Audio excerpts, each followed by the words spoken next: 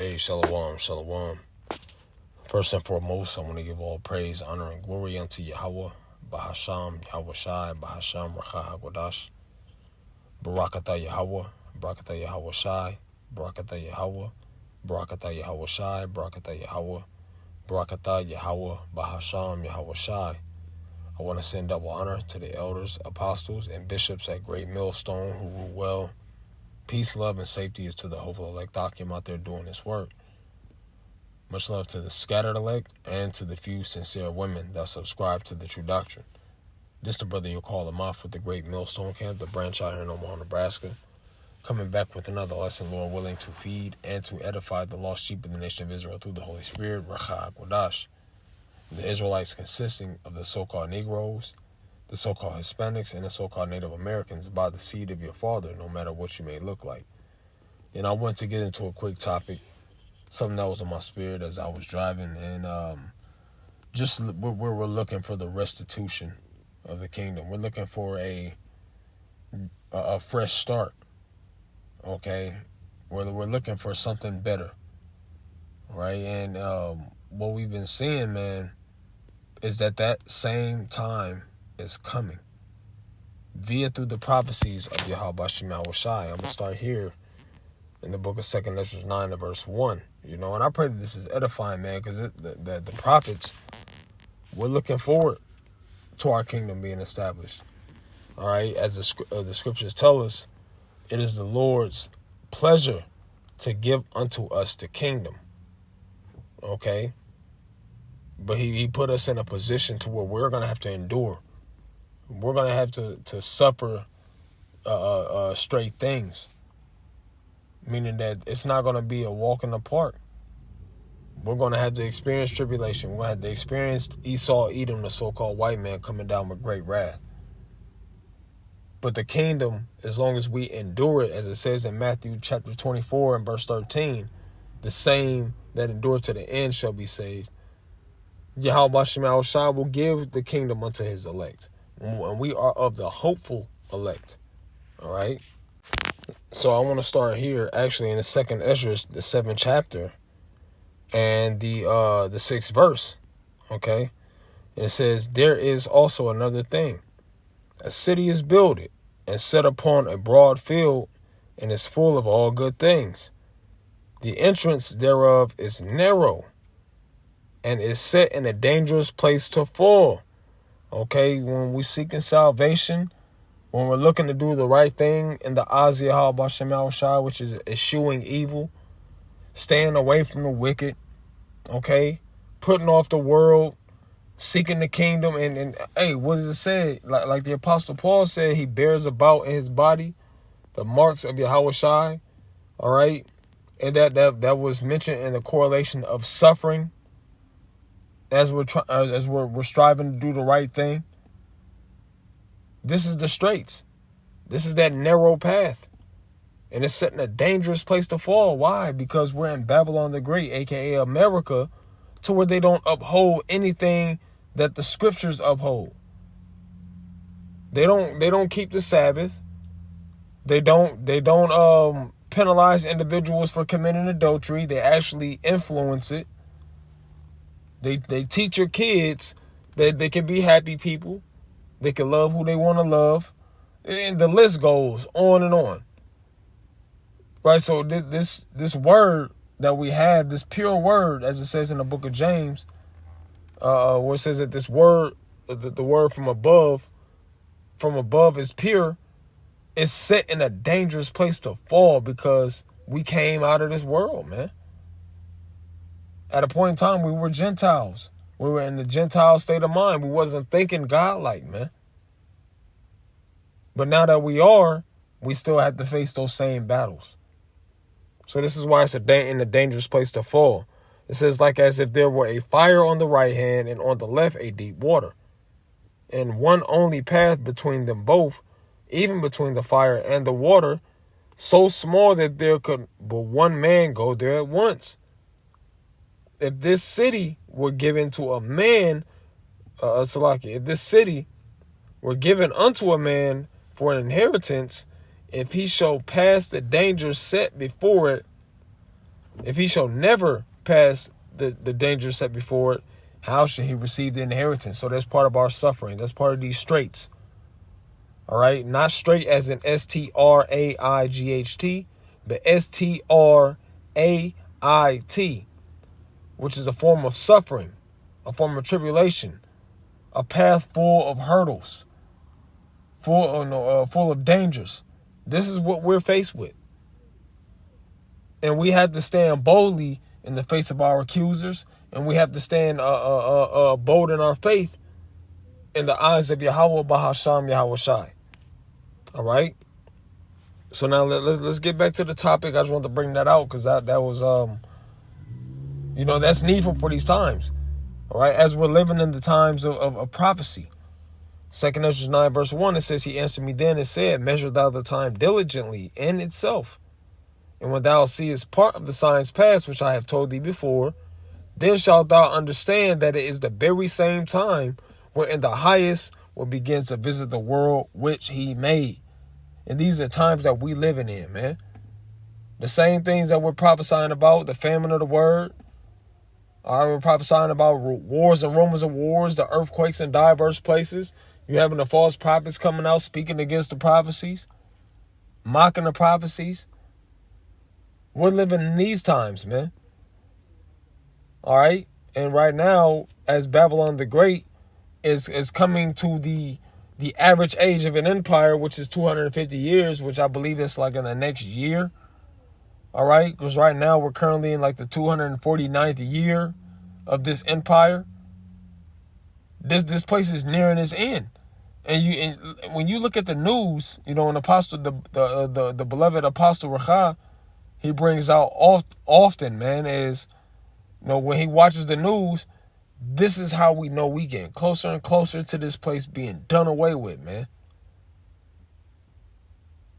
And if you're Israelite in your right mindset, then this precept right here will apply. 2 Peter chapter 3. All right. And I'm going to start at 11. It says, seeing then that all these things shall be dissolved, what manner of persons ought ye to be in all holy conversation and godliness? And that conversation is our conduct. Are we acting like we want to get out of here? All right.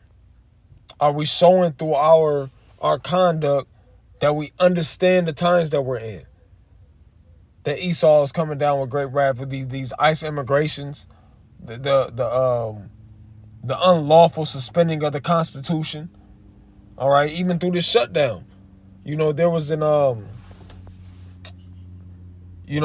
had Trump came out and said recently that it really depends through these furloughs, people being laid off from their jobs with this government shutdown. It depends on who it is that they're going to get paid. But at the same time, I'm going to use an Apostle Tahar's term. In Nero 45, all right, with Nero 45, which is when he was the 45th president when he was sworn in, all right, during that term, there was a shutdown, but they had a program where it was, I forget what it is, it's the GETFA, where it was I have to look up the term. Salakia, not the G, yeah, it's the GEFTA, which is the Government Employee Fair Treatment Act, which Trump brought in was that 2019 during his first term during a partial shutdown of the government, where it was guaranteed that all the furloughed government employees were guaranteed back pay. And he came out and said, well, it depends on who it is now. So, this GEFTA is not part of the Constitution, but it is a federal law, meaning that it is law of the land, so they can't just break it. But Trump is saying F that, man. So, Trump is slowly but surely taking away rights. He's slowly but surely making life harder for all those that oppose him. Okay, that's that Isaiah 19 and verse 4, that cruel Lord. He don't care how it affects you. But this is the times we living in, man. We're living in the times of the cruel Lord. All right? And us as men of the Lord especially, we ought to continue to stand up on our watch and make sure that we're chanting this place down and bringing out all the prophecies that the Lord told us to bring out. As you got these false prophets talking about the microchip spoken of in Revelation 13 and verse 15 on down, is everything but that micro C-hip. It's everything but that radio frequency identification card. And that this is the means of buying and selling. This is the means of your information. But it's being made evident. You know, you had the I'm gonna just call him Hector from Training Day. He came out recently, you know, and he's not a prophet. You know, he's not, you know, as far as I know, he's not a man of the Lord. But he brought out some information that, starting with the elders and apostles, have been bringing out. And he's speaking it as if he had a garment on, man. But here it is. You have like individuals like Bishop Nathaniel, the group over at Wi-Fi, the ISUPK. They're saying that the mark of the beast is everything but what it truly is. And here it is. You have I'm gonna just call Hector. That's a nigga off the streets, and he got more sense than you niggas, man. The same things that the elders and apostles have been pushing for years, man, even before YouTube, is coming to pass. This is the times we're living in, and we man, the kingdom is going to be so refreshing. We're looking forward to it, man. We just have to play it out, and I want to get this last precept. So I'm doing a lot of ranting. I want to bring this precept out, and then I'm going to close it down. Matthew chapter 24. And verse 13, it says, "But he that shall endure unto the end, the same shall be saved." And that's all we have to do. Us as men of the Lord, continue to push His word, continue to prophesy. What it says in the book of 2 Timothy, to the things that we have learned, remembering who that we have learned them of, continuing in the same things, teaching the same word, not changing up the doctrine, bringing forth the infallible proofs of these prophecies, further proving that they're right. And Esau Edom is really, through this internet, all these individuals coming out speaking about the microchip, speaking about these different things, the insurrections. The apostles been talking about that. These things just further confirm it. All right, I say that because, Jake believes it if Edomite says it. You don't believe it if the prophet say it. All right, but now, guess what? The Edomites are saying it. So what you got to say now, man? All right?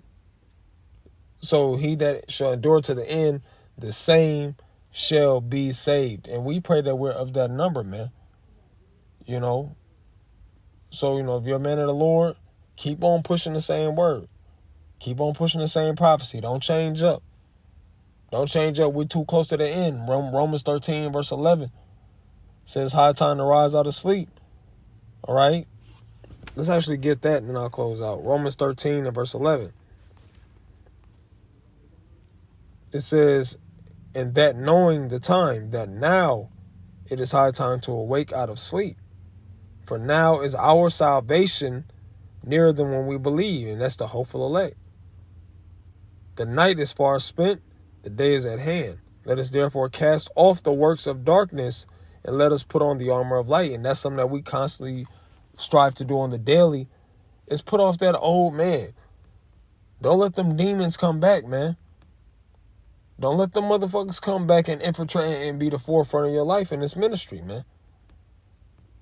You got a lustful spirit on you. Whatever it is. Don't let that shit come back and take over and take the wheel in the times of trouble. That can pull you straight away from Yahawashi. Right? It says, let us walk in honesty, not as in the day, not in rioting and drunkenness, not in chambering and wantonness, not in strife and envying, but put ye on the Lord Yahawashi Mashiach, and make not provision for the flesh to fulfill the lust thereof. So that means we not, and that provision is to to make a foresight to do something that's not profitable.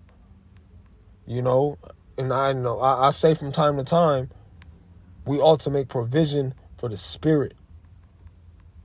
All right? I mean, to put ourselves in a position to make sure that let me slow down. Let's put ourselves in position to make sure we're doing the right thing. All right? Don't want to use the Lord's name in vain. You know, I had to slow down. But let's make sure that we're doing things, starting with myself, to please the Lord, man.